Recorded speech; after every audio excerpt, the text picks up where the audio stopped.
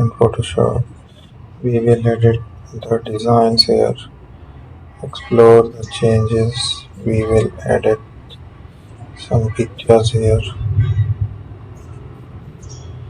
So let's make a design to explore it. We will use the shapes here. Try that designs.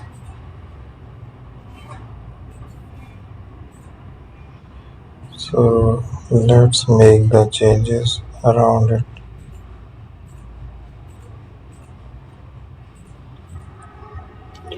using an eraser tool.